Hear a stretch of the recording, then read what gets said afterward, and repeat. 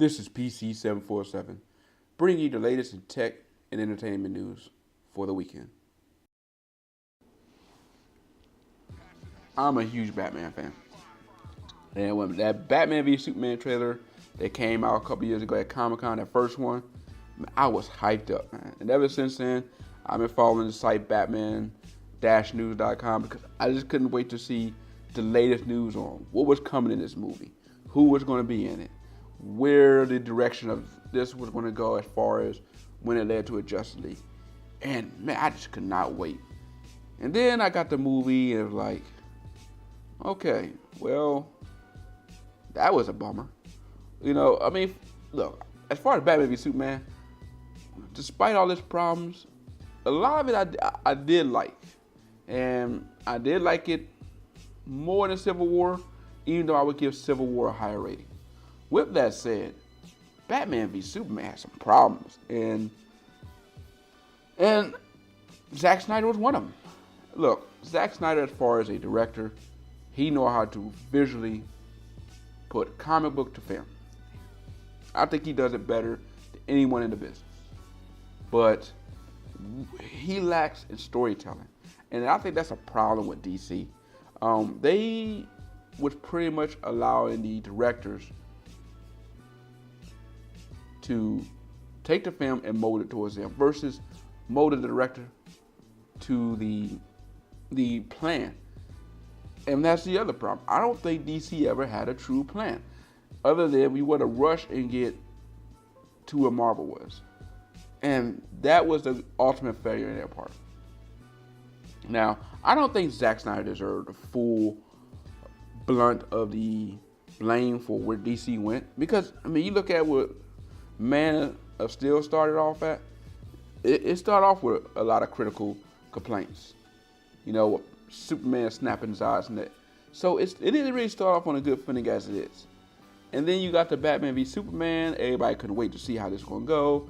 And then the movie came, and it was like, okay, outside of the warehouse scene and the Batman fighting the Superman part, minus the Martha part, the rest of the movie was all over the place, you know. I mean, you had Doomsday, one of the most iconic Superman villains, looking like a deformed Ninja Turtle. You know, you had Lex Luthor, again, another iconic Superman villain, who was more like a Riddler.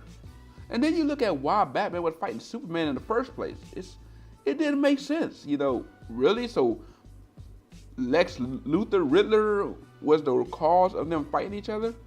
Did that really make sense? And then you take Batman, his moral compass, that was pretty much gone, and there was no explanation for that.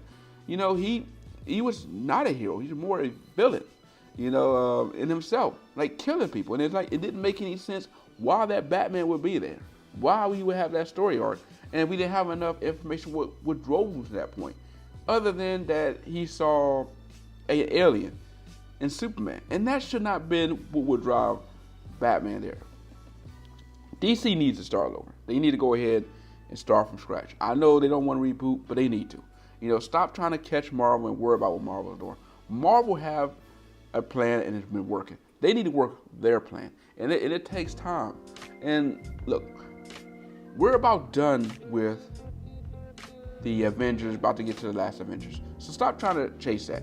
Justice League fell on their face. Batman v Superman fell on his face. Suicide Squad was horrible. The only somewhat decent movie they had was Wonder Woman. So start all over and concentrate on all of the one thing that Warner Brothers have is they have a lot of stories out there that is in their vault that they can tell that people really want to see. A lot of source material. So why not utilize that to tell some really good stories? Batman, Superman, the Green Lantern, you have a lot of great story arcs that you could bring to film. A lot more than what Marvel has. And people would love to see it. But they need to get this mindset out that we need to focus on what Marvel is doing, start focus on what they're doing. And as far as Zack Snyder putting out information, like, you know, it's like, okay, he's upset that he was fired. He felt like, you know, he wasn't given a fair shake here.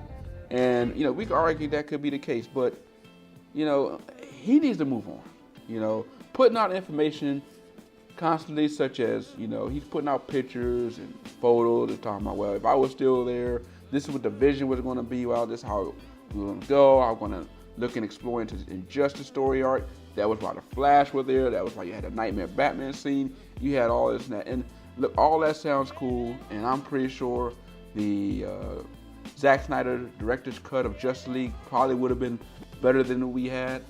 But if I had to rely on a Batman v Superman Zack Snyder's cut as a gauge, then I would say it would have been better than what's putting out there in the film, but not enough to get people to fully sway away from the problems that they have with the movie.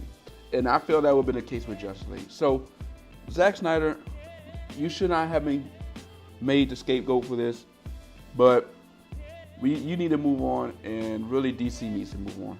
And they need to start over, start fresh, and concentrate on what worked. And if you go back to the Batman movies that worked, the Superman movies that worked, it was because they took time and really focused on their characters.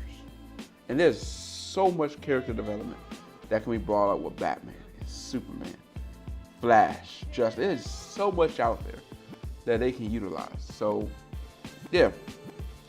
again, I really hope that DC get it together and we can see some awesome movies going forward.